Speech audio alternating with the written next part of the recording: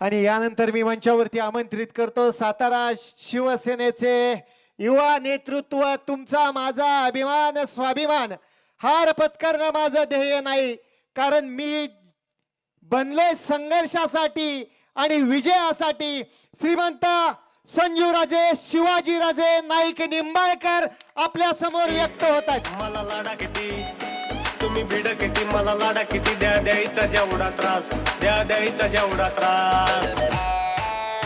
अरे किती बी समोर येऊ द्या त्यांना एकटा वास, अरे किती बी समोर येऊ द्या त्यांना एकटा वास।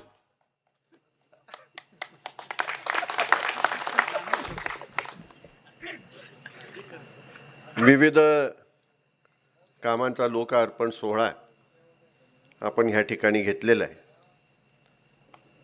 या कार्यक्रमासाठी या ठिकाणी उपस्थित असणारे आमदार दीपकराव चव्हाण साहेब, त्याचप्रमाणे वसंतकाका गायकवाड, श्रीमंत विश्वजितराजे, दत्ताबापू अनपट, उपसभापती अमोल सस्ते, त्याचप्रमाणे जिल्हा परिषद सदस्य गिरीशराव बनकर, माजी सभापती रेश्माताई भोसले, उपसभापती दिलीपराव वाडसूळ, प्रवीण खताळ, पंचायत समितीचे सदस्य राहुल नरोटे, त्याचप्रमाणे डॉक्टर संतोष कारंडे, सौ योगिताताई गायकवाड, बाबासाहेब खरात, संजय गाडवे, नानासाहेब बेडे, अर्जुनराव शिंदे, विशाल शिंदे, बाळासाहेब धायगुडे, मनोज चव्हाण, संतोष ठोंबरे, यशवंतराव सूर्यवंशी, आमचे श्रीराम सहकारी साखर कारखान्याचे संचालक,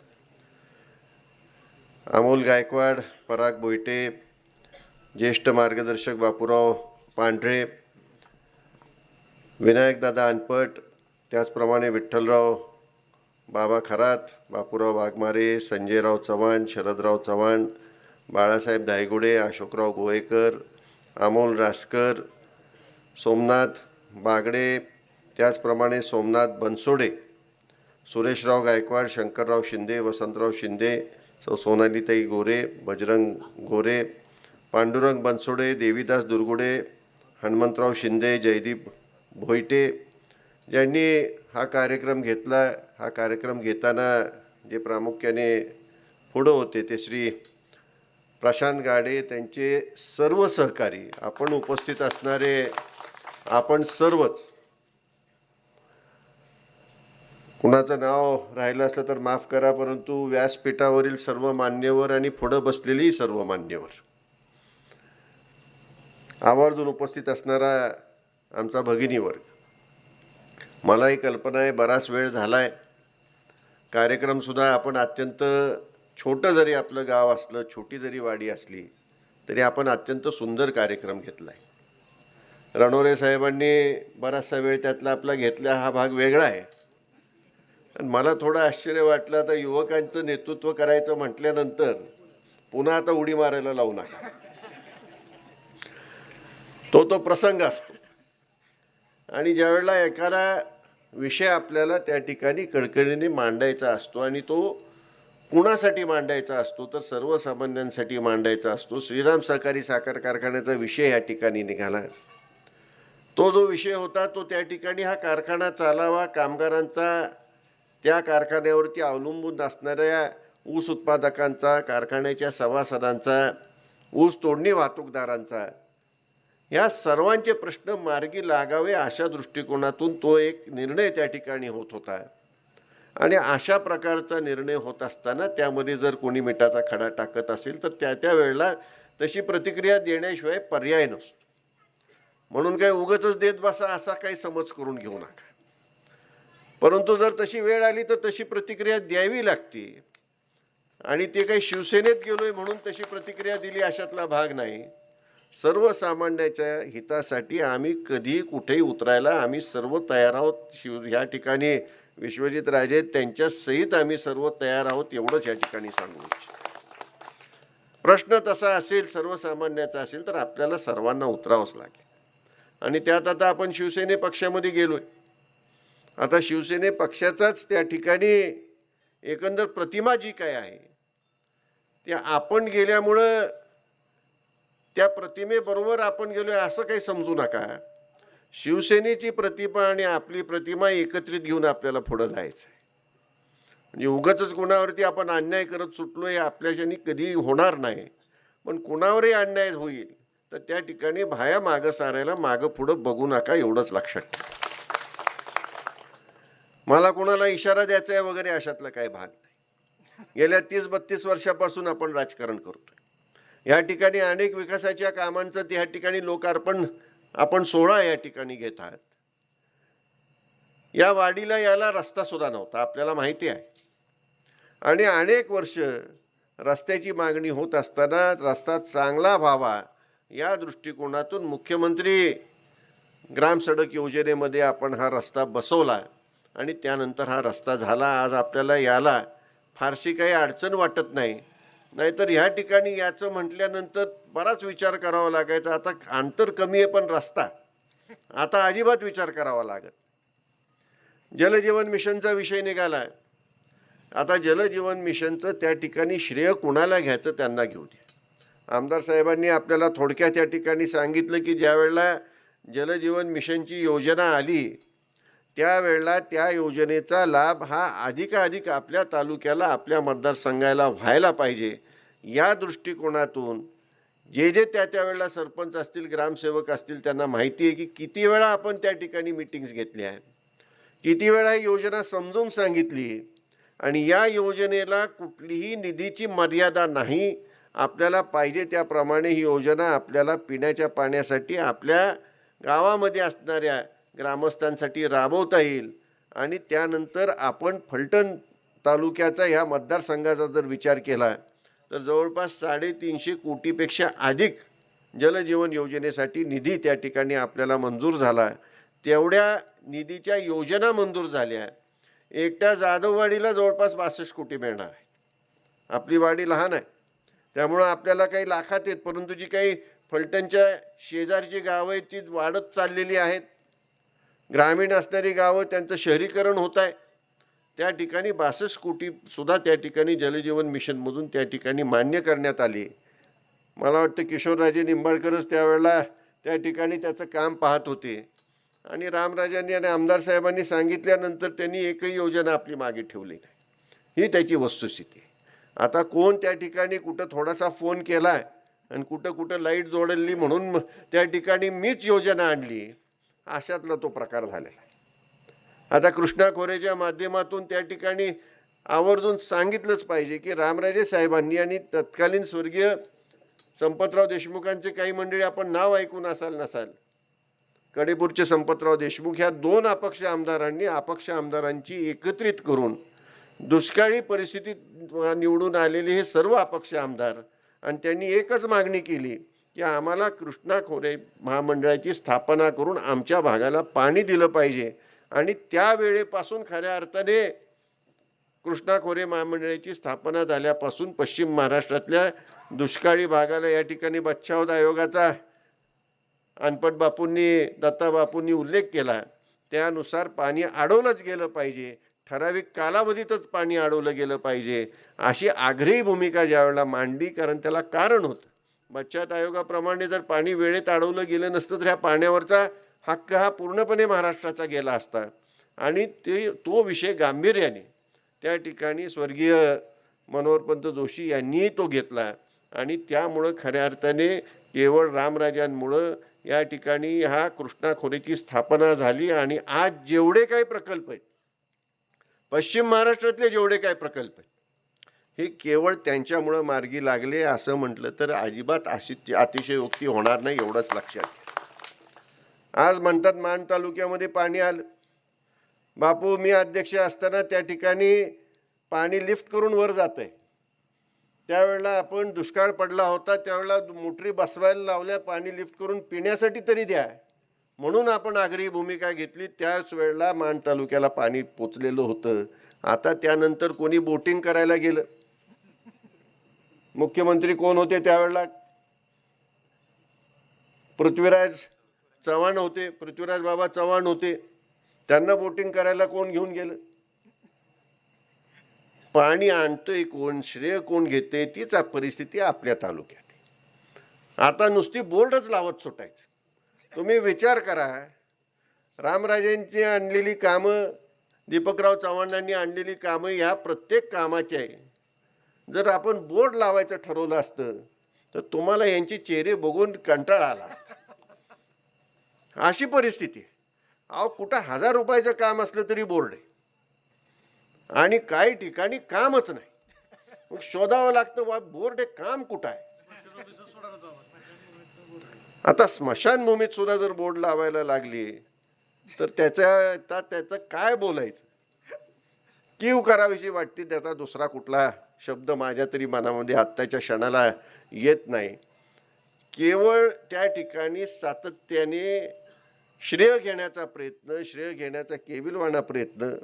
आपण एका बाजूला एवढी कामं केली, मी कधी विचारसुद्धा केला नाही की आपल्याला ह्या कामाचं श्रेय घेतलं पाहिजे, ह्या कामाचा प्रचार केला पाहिजे, हे काम आम्हीच आणलं म्हणून सातत्याने सांगितलं पाहिजे, हे काम सोशल मीडियावरती सारखं फिरवलं पाहिजे, असा विचारसुद्धा कधी मनात आला नाही. पण जसजसा काळ बदललेला आहे तसतसं प्रचाराचं सर्वच काही तंत्र बदललेलं आहे. सोशल मीडियाचं तंत्र आलेलं आहे, न केलेल्या कामाचं श्रेय लाटण्याचं तंत्र आलेलं आहे आणि निवडणूक लागल्यानंतर बापू तुम्ही म्हणाला ते वेगळंच तंत्र आहे. त्याला आपल्या कुणालाच त्याची सवय नाही, म्हणजे कधी कुणाकडून घ्यायचंही नाही आणि निवडणुकीला आजपर्यंत कधी कोणी मागायलाही आलं नव्हतं अशी परिस्थिती. पण आता सगळं बदललेलं चित्र आपण गेल्या लोकसभेच्या निवडणुकीपासून आपण पाहत होतो. लोकसभेची झाली, विधानसभेची झाली, नगरपालिकेची झाली, पंचायत समिती, जिल्हा परिषदेला एवढं सगळं होऊन सुद्धा त्या ठिकाणी आपल्याला चांगल्या प्रकारचं यश त्या ठिकाणी प्राप्त झालं. आपल्या मतदारसंघात थोडंफार मागं पुढं झालं. बापू म्हणाले तसे मोठ्या प्रमाणामध्ये एखादा जरा जास्तीचं काम करायला लागला की ते सगळ्यांनाच खुपत असतो आणि विरोधकांना तर बापू फारच खुपत होते. त्यामुळं सगळी शक्ती या मतदारसंघात एकटवली आणि केवळ पैशाच्या जोरावरती ह्या निवडणुकीमध्ये त्यांना यश मिळालं. त्याच्याशिवाय दुसरं कुठलंही कारण नाही हे या ठिकाणी मी ठामपणे सांगू इच्छितो. त्याचं कारणच कुठली कामं कमी केली होती. तुम्ही नदीजोड प्रकल्पाच्या योजना ऐकल्या असतील, परंतु महाराष्ट्रामध्ये माझ्या माहितीप्रमाणे ओढाजोड प्रकल्प पहिल्यांदा जर कुठं झाला असेल तर हिंगणगाव जिल्हा परिषद मतदारसंघामध्ये झाला. अहो, बारीक सारीक कामापासून प्रत्येक काम त्या ठिकाणी दत्ताबापूंच्या माध्यमातून या मतदारसंघामध्ये करण्याचा आणि सर्वांना बरोबर घेऊन जाऊन करण्याचा सातत्याने त्यांचा प्रयत्न होता. आणि त्यामुळं काही झालं तरी त्यांना थांबवायचं आणि त्यामुळं मोठ्या आर्थिक ताकदीशिवाय हे शक्य नाही. आणि त्याच्यामुळंच त्यांनी करून जे दाखवलं. मला आपल्याला एकच विनंती करायची आहे, या अशा प्रकारे जर निवडणुका होणार असतील तर मग फलटण नगरपालिकेमध्ये जे चाललंय त्याचाच आपल्याला अनुभव सगळ्या दूर आल्याशिवाय राहणार नाही. कुठलंही काम आलं की टक्केवारीशिवाय विषय नाही. अशा प्रकारे जर त्या ठिकाणी जर कामं व्हायला लागली, मग कितीही कोटीची कामं आणली आणि त्यातून टक्केवारी जर 20 आणि 25 आणि 30% जायला लागली तर कामाची प्रत काय राहणार आहे. आणि ही सवय आपल्या तालुक्याला होती का, ती सवय आता जर लावायची असेल तर या तालुक्याचं काय नेमकं होणार आहे ते चित्र डोळ्यासमोर राहणार. गेल्या 30-32 वर्षामध्ये कुठल्या प्रकारचं राजकारण कुठल्या कामात आणलं, कुठल्या विरोधक जरी असला तरी कुठल्या विरोधकाला त्रास दिला. एवढी पूर्ण सत्ता असताना सुद्धा बापू कधी आपण कोणाचा साधा बोर्ड काय साधी फळीसुद्धा त्याची कोणाची आपण बाजूला फेकली नसेल. त्यावेळेला फेकली असती तर कोण विचारणारही नव्हतं. परंतु तसा मनात सुद्धा कधी विचार आला नाही आणि कुठला विरोधक आला तर त्याला सुद्धा सन्मानाने वागवलं गेलं नाही. असं कधी घडलंय? राजकारण त्या ठिकाणी आपण ह्या तालुक्यामध्ये शांतता निर्माण व्हावी म्हणून राजकारण केलं. या तालुक्याचा सर्वांगीण विकास व्हावा म्हणून राजकारण केलं. पाण्याचा प्रश्न सुटावा म्हणून राजकारण केलं. औद्योगिकरणाचा प्रश्न सुटावा म्हणून राजकारण केलं. ते उद्योग उभा करून त्या ठिकाणी या उद्योगांच्या माध्यमातून स्वतःचे खिसे भरायचं राजकारण कधी केलं नाही.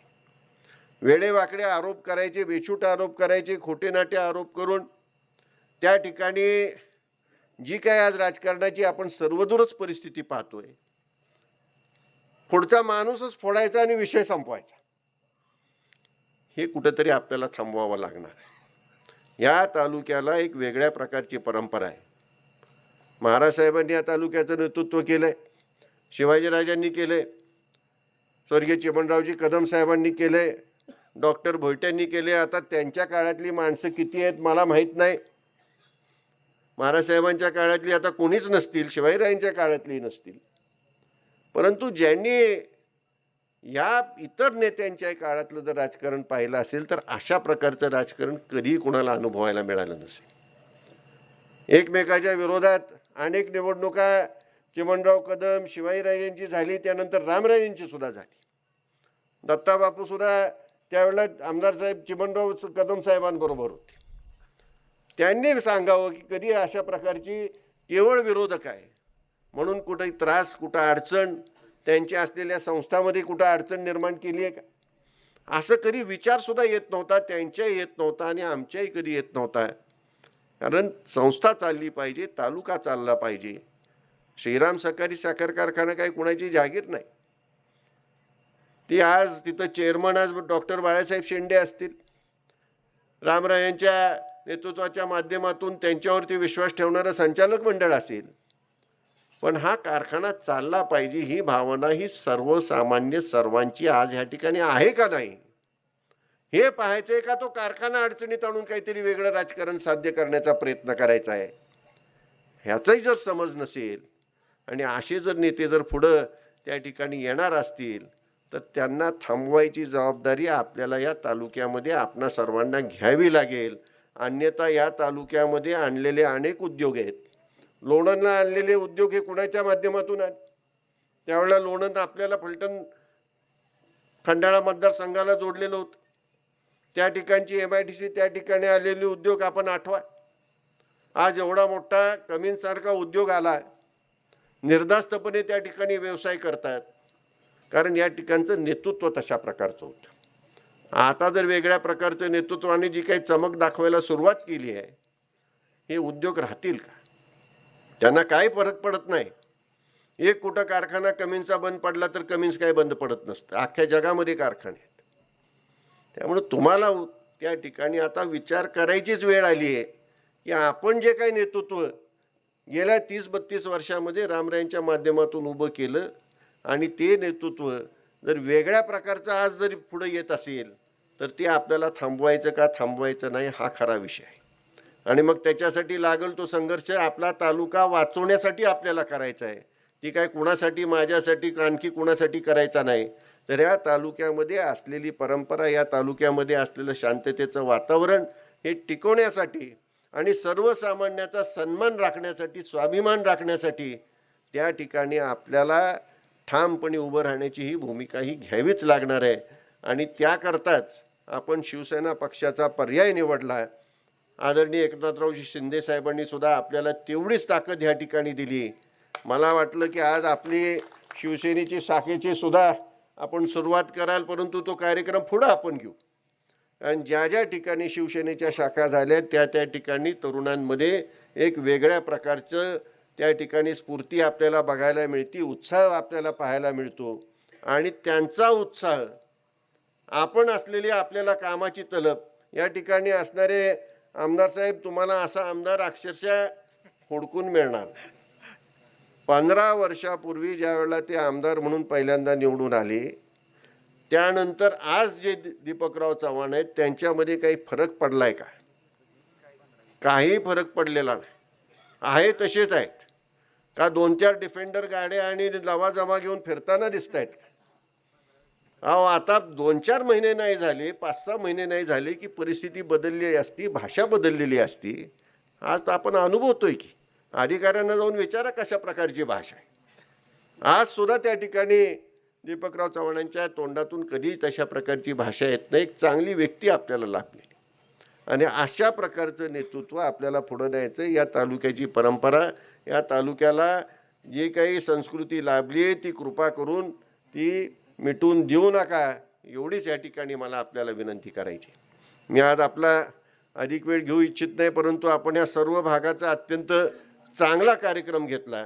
सर्वांना आपण या ठिकाणी एकत्रित केलं आणि गटाला त्या ठिकाणी राजे गटाला त्या ठिकाणी एक प्रकारची स्फूर्ती देऊन त्या ठिकाणी ह्या तरुण मंडळींना पुढं जाण्याच्या दृष्टीने नक्कीच याचा उपयोग होणार आहे. पण मला जाता जाता आपल्याला सर्वांना एकच विनंती करायची आहे. मी याच्या आधी अनेक वेळा बोललेलो आहे की आपला जर पराभव जर कोण करू शकतं तर विरोधक करू शकत नाही. आपल्या अंतर्गत असलेली गटबाजीच आपला पराभव करू शकते. प्रत्येक गावात हीच परिस्थिती. परंतु आता ती वेळ राहिलेली नाही. आता मात्र आपल्याला आपल्या विचाराच्या सर्वांना एकत्रित आल्याशिवाय पर्याय नाही. हे अगदी डोक्यात नीट आता निक्षून स्वतःच्या आता ठरवा की आता मात्र आपल्याला एकत्रित येऊन आपल्या जे विचाराचे आहेत ते सर्व एकत्रित बसून त्या ठिकाणी पुढं जायचं आहे. आपल्या गावात सुद्धा मग प्रशांतराव असतील, त्यांच्याबरोबरचे सहकारी असतील, काहींना पटत असेल काहींना पटत नसेल, परंतु आता सगळ्यांना एकत्र आल्याशिवाय पर्याय नाही, एवढंच लक्षात ठेवा. केवळ काय आपल्या वाडीचाच हा विषय नाही तर सर्वदूर हाच विषय त्या ठिकाणी आहे. त्यामुळं आपल्या विचाराची तरी त्या ठिकाणी एकत्रित येऊन आपला विचार जर तुम्हाला जिवंत ठेवायचा असेल तर सर्वांनी ताकदीने कामाला लागण्याची गरज आहे आणि त्याप्रमाणे आपण सर्वांनी ताकदीने कामाला लागावं एवढीच या ठिकाणी मी आपल्या सर्वांना विनंती करतो. बराचसा वेळ झाला आहे, अधिक वेळ मी आपला घेऊ इच्छित नाही, परंतु आपण एक अत्यंत चांगला कार्यक्रम या ठिकाणी पार पाडला. आपल्या सर्वांचे मनापासून आणि विशेष करून प्रशांतराव आणि त्यांच्या सर्वच सहकाऱ्यांचे या ठिकाणी आलेल्या सर्व आपल्या वाडीतील सर्व तरुणांचे मनापासून या ठिकाणी आभार मानतो आणि थांबतो. धन्यवाद बाबा.